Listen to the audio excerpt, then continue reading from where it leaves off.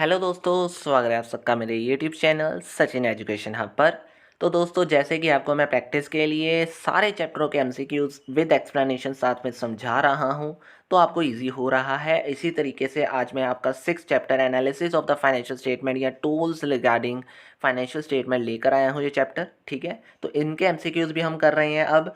इसके अलावा जितने भी प्रीवियस एमसीक्यूज थे चैप्टर के विद एक्सप्लेनेशन वो आपको मैंने करवा दिए हैं।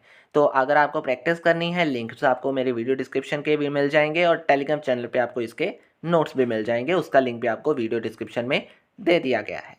अब चलिए करते हैं स्टार्ट। तो आपका सबसे पहले है कि 12 एमसीक्यू ही निकलेंगे। देखिए, प्रैक्टिकली जो आपकी वीडियो होगी ना वो अलग से डाली जाएगी। ये थोरेटिकली एमसीक्यूज़ हैं और theoretically MCQs also important for the practical MCQs.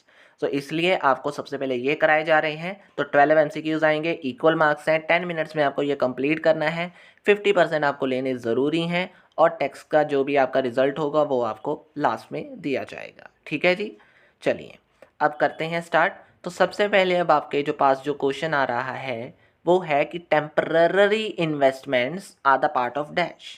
अब थोड़े समय की जो इन्वेस्टमेंट्स हैं वो किन के रिगार्डिंग मानी जाती हैं? वो करंट एसेट्स हैं, वो नॉन करंट एसेट्स हैं, वो या फिर अदर करंट एसेट्स हैं, या फिर कुछ भी नहीं है। अब बात आती है टेम्पररी। टेम्पररी का मतलब क्या होता है? थोड़े समय के लिए। अब थोड़े समय के लिए नॉन करंट आ सकती हैं? जी नहीं, non current is for the more period, यानी आप कह सकते हो जो नॉर्मली पीरियड होता है उनसे थोड़ा सा ज़्यादा, यानी जो हमें पता है कि जिसमें हम कह सकते हैं कि वो थोड़ा सा बड़े पीरियड के लिए हो जाती हैं। वैसे नॉन करंट एसेट नाम आपने सुना है लेकिन फिर भी आपको याद रखना है कि करंट एसेट्स और नॉन करंट एसेट्स में देर आर माइनर डिफरेंस। ठीक है, तो चलिए अब करंट एसेट्स आपका यहाँ पे आएगा या नहीं आएगा ये आपको बताना है। कैसे पता लगेगा कि टेम्पररी है? तो इसका मतलब थोड़े समय के लिए। अब थोड़े समय के लिए है तो एक एसेट ही, तो इसलिए नॉर्मली इसमें कन्फ्यूज़ होने की बात नहीं है, सीधा जो आपको आंसर लगता है वही लगाइए।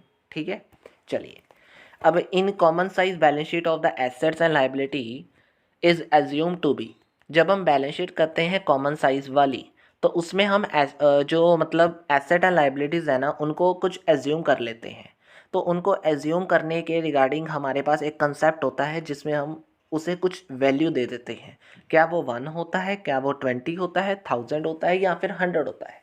वैसे तो एक नॉर्मली अगर किसी ने नहीं भी पढ़ा होगा तो उनको भी वैसे पता चल जाएगा कि नॉर्मली हम क्या लेते हैं। अगर एज्यूम करना हो तो हम 100 लेते हैं। तो अगर इस केस में भी आ रहा है तो जिन्होंने पढ़ा भी है तो उनको तो पता ही होगा कि हम इन्हें कैसे सॉल्व करते हैं। तो 100 एज्यूम किया जाता है इन केस के अंदर। Common size balance sheet, common size statement of profit and loss statement is prepared. जो कॉमन साइज स्टेटमेंट है वो किसके लिए प्रिपेयर किया जाता है, यानी किसके लिए प्रिपेयर की जाती है? क्या वो ग्रॉस प्रॉफिट और नेट प्रॉफिट के लिए की जाती है? कभी आपने उसमें ग्रॉस या नेट निकाला है? जी नहीं। क्या वो प्रॉफिट बिफोर या आफ्टर टैक्स के लिए निकाली जाती है? हो सकता है। अब क्या वो प्रॉफिटेबिलिटी रेशियोज में हेल्प करती हैं? जी नहीं, ये नहीं है, ये अकाउंटिंग रेशियोज का पार्ट है, तो इसमें वो चीज़ का रिलेशन नहीं आ सकता। या फिर to establish a relationship between individual item of the statement of the profit and loss account and the revenue from operation, और या फिर डी आएगा। अब आप बताइए बी या डी में से क्या हो सकता है? तो इन शॉर्ट अगर आपको यहाँ पे कन्फ्यूज़न हो रही है तो याद रखिएगा कि जो common size profit and loss statement है वो आफ्टर टैक्स बिफोर टैक्स उसका जो मेन है सिस्टम वो तो है ही, लेकिन असल में उसने सारी चीज़ों के बीच में रिलेशनशिप दिखाना होता है। तो मेन चीज़ इसलिए प्रिपेयर की जाती है ताकि हम सारी इंडिविजुअल आइटम्स का रिलेशनशिप देख सकें। तो इसलिए इसका आंसर क्या है? डी। ठीक है जी, बी नहीं आएगा, याद रखना है, वो उसका नॉर्मली रूटीन है। अब आता है फाइनेंशियल स्टेटमेंट्स आप क्यों प्रिपेयर कर, मतलब उसमें क्या होता है? एस्टिमेटेड फिगर्स होती हैं, रिकॉर्डेड फैक्ट्स होते हैं, या एंटिसिपेटेड फैक्ट्स होते हैं, या फिर ऑल ऑफ अबव होता है। अब बात आती है फाइनेंशियल स्टेटमेंट की, तो जब भी हम उनकी बात करते हैं फाइनेंशियल स्टेटमेंट्स की, तो उसमें कहीं ना कहीं हमारे पास वर्ड आ जाता है एस्टिमेटेड। जी नहीं, हमने फाइनेंशियल स्टेटमेंट बनाते कहाँ से हैं? जो हमने रिकॉर्ड किया डाटा होता है, तो इसलिए इसका आंसर क्या आने वाला है? Recorded facts. ठीक है जी, चलिए फाइनेंशियल स्टेटमेंट किसकी समरी होता है? क्या वो एसेट है या लाइबिलिटीज़ या फिर अकाउंट्स की स्टेटमेंट है? अब सीधी सी बात है, उनके नाम में ही अगर किसी ने कॉमन जो सेंस होती है ना वो अपनी बढ़ानी हो तो इनमें से सिंपल सा आंसर है कि फाइनेंशियल स्टेट अकाउंट्स, जो अकाउंट्स है फाइनेंशियल वाले वो किसकी समरी होंगे? दैट इज ऑलवेज अकाउंट्स की। फाइनेंशियल अकाउंट्स है तो उसके नाम में ही क्लियर है कि अकाउंट्स की समरी होगा वो। कंपैरेटिव एनालिसिस को हम एक और नाम से जानते हैं, वो कौन सा नाम होता है? देखिए कंपैरेटिव आप बनाते कैसे हो?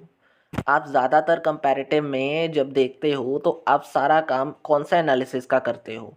आप क्या ऊपर से नीचे वाला करते हो या फिर कॉलम आप अपने हॉरिजॉन्टल वाइज करते हो, यानी वर्टिकली कर रहे हो, ऊपर से नीचे का टोटल कर रहे हो, या फिर आप साइड बाय साइड वाला कर रहे हो? तो आप जब एक कॉलम से दूसरे कॉलम से तीसरे कॉलम में ऐसे काम करते हो तो वो कौन सा एनालिसिस हो जाता है? वो कहीं ना कहीं आपका वर्टिकल नहीं है, वो हॉरिजॉन्टल है। वो डाउनवर्ड तो नहीं है, वो सिर्फ और सिर्फ हॉरिजॉन्टल है। अब सीओपी यानी cost of production does not change with, किसके चेंज होने से चेंज नहीं होती है? या फिर कह सकते हो इनमें से कौन सी चीज़ें इफेक्ट कॉस्ट ऑफ प्रोडक्शन को नहीं करती हैं? तो जब आप कॉस्ट ऑफ प्रोडक्शन की बात करते हैं तो वेजेस पहले नंबर पे आ जाता है, तो इसलिए वेजेस तो आएगा, इफेक्ट करता है।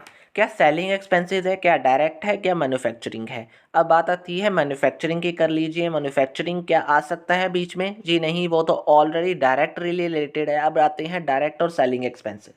अब बात आती है सेलिंग एक्सपेंसेस की। क्या सेलिंग एक्सपेंसेस डायरेक्टली इफेक्ट करेंगे सीओपी को? नहीं। प्रोडक्शन के साथ सेलिंग का रिलेशन कैसा? तो सेलिंग का प्रोडक्शन की कॉस्ट के साथ कोई रिलेशन नहीं होता, तो इसलिए सेलिंग एक्सपेंसेस ही इसका आंसर आएगा। बात आती है from the financial statement analysis creditors किसके रिगार्डिंग इंटरेस्टेड ज़्यादा होते हैं? लिक्विडिटी पोजीशंस के, प्रॉफिट के, या एफिशिएंसीज के, या शेयर कैपिटल के? तो जब क्रेडिटर्स होते हैं उन्होंने पैसा लगाना होता है तो कहीं ना कहीं वो ये देख रहे होते हैं कि उनका पैसा कहाँ पे सेफ है या नहीं।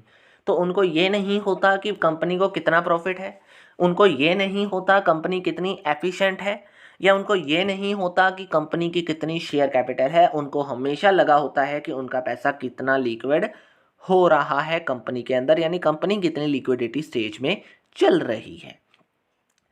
वर्टिकल एनालिसिस किसके लिए, मतलब कितने पीरियड के लिए डन किया जाता है? तो जब भी आप पढ़ रहे हो तो कितने पीरियड का टाइम पीरियड वहाँ पे करते हो वर्टिकल एनालिसिस, यानी कॉमन साइज स्टेटमेंट जब करते हो तो कितने पीरियड के करते हो? एक से ज़्यादा, या दो, या तीन, या चार, या पाँच? तो सिंपली आप यहाँ पे एक ही साल को लेते हो ज़्यादा से ज़्यादा। तो कहीं ना कहीं आपका ये एनालिसिस है वो सिर्फ एक के लिए डन होता है, एक साल के लिए। अब जो ऑब्जेक्टिव है वो किन का कंपैरिजन करने के लिए होता है फाइनेंशियल स्टेटमेंट का? वो इंट्रा फर्म है या इंटर फर्म है?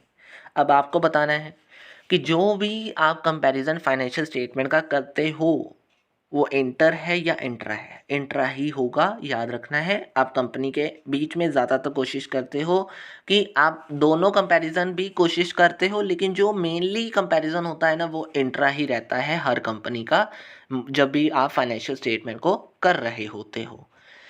Which of the following is not the tool of the analysis for the financial statement? कौन सा ऐसा टूल नहीं है फाइनेंशियल स्टेटमेंट के लिए? तो कॉमन साइज स्टेटमेंट आपने पढ़ा हुआ है, बिल्कुल पढ़ा हुआ है। कैश फ्लो स्टेटमेंट पढ़ा हुआ है, बिल्कुल पढ़ा हुआ है। क्या प्रॉफिट एंड लॉस पढ़ा है कहीं पे? वो पढ़ा तो है फाइनेंशियल स्टेटमेंट के अंदर, लेकिन वो एक टूल नहीं है, वो फाइनल अकाउंट्स का एक पार्ट है। तो कहीं ना कहीं वो पार्ट है, वो टूल नहीं है। टूल जो मेन काम एनालिसिस करने के लिए आते हैं वो है common, cash flow and accounting ratio. So profit and loss account is not the part of tool और analysis for the, that is tool analysis for the financial statement. अब वर्टिकल एनालिसिस को और एक नाम से जानते हैं, क्या वो डायनामिक है, चेंजेस होने वाला है? बिल्कुल नहीं।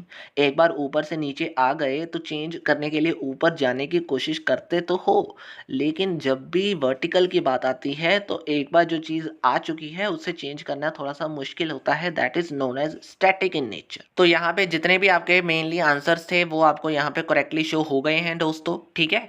तो कोई भी प्रॉब्लम है आप नीचे दिए गए कमेंट बॉक्स में कमेंट भी कर सकते हो। तो बस आज की वीडियो में इतना ही मिलेगा। वीडियो कोई प्रॉब्लम है तो कमेंट बॉक्स में कमेंट कर दीजिएगा। नोट्स के लिए आपके पास टेलीग्राम चैनल है, लिंक आपको डिस्क्रिप्शन बॉक्स में दे दिया गया है। आज की वीडियो में इतना ही दोस्तों, thank you very much, have a nice day.